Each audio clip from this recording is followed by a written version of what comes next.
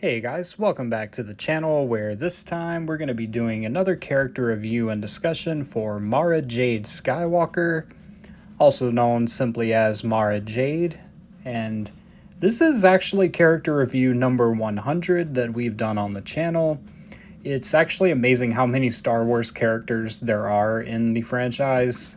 We haven't even scratched the surface, so we got a lot more to go. Really enjoy doing these. So let's talk about Mara Jade.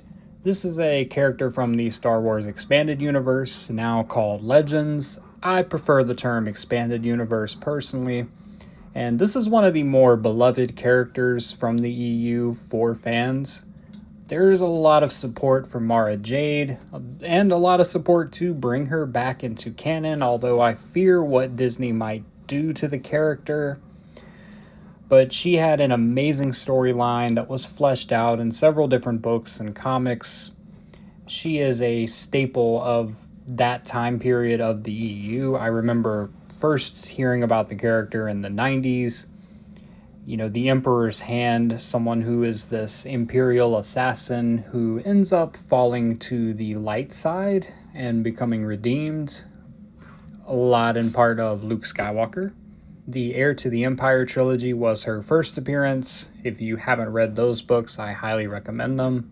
And what's interesting about Mara Jade is when you look at the current Disney era of Star Wars and how they really try to push Rey as a strong female character, they really already had a good, strong female character in the expanded universe that they could have brought back and told new stories with. And one of the most important things that Timothy Zahn tried to portray when he created Mara Jade was that, yes, she is a strong female character, but she is flawed. She has to come to her own realization that the Empire is evil, and Palpatine essentially used her as he used many of the other pawns in his grand schemes. She is a great character that goes through a really compelling arc. You know, she becomes the wife of Luke Skywalker and the mother of his children, and plays a strong role in their story as well. And it's really fun when they introduce these characters in the expanded universe, and they're not just one-off characters. They actually have story arcs that develop over time, and including leading up to her death at the hands of Jacen Solo, which plays a really important role in his story arc as well. I mean, she really is a physical representation of the expanded universe, I would say. I think when you think of the EU and you think of characters that weren't a part of the original movies, aren't really a part of the new content that they're making, Mara Jade's got to be up at the top of that list. I think Thrawn was there for a long time as well before they brought him back into canon, but Mara is a fantastic character. I think having a strong female Jedi character be a part of the main core group of heroes was a really great balance. Leia was someone that really strongly believed in her, and they kindled a great friendship over the years. And it really adds so many layers to that dynamic.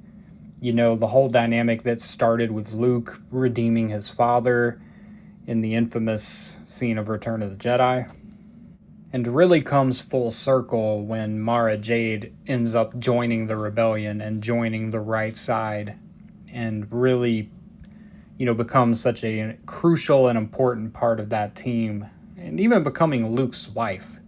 You know, she even adds to Luke's story.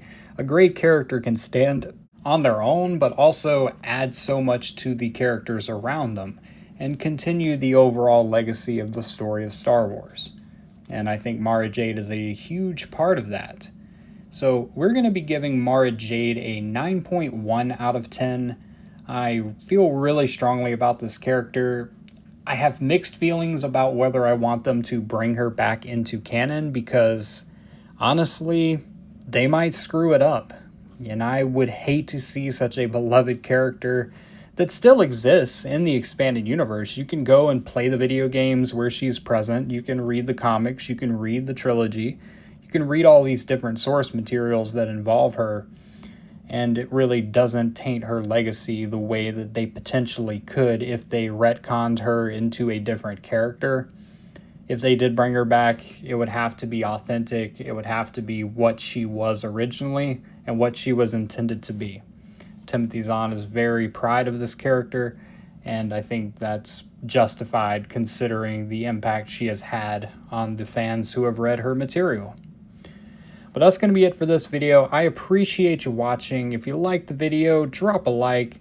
If you want to subscribe to see more character reviews, more Star Wars content, more expanded universe content, which I've really been getting more into lately because there's not a lot of new Disney stuff coming out, hit that subscribe button.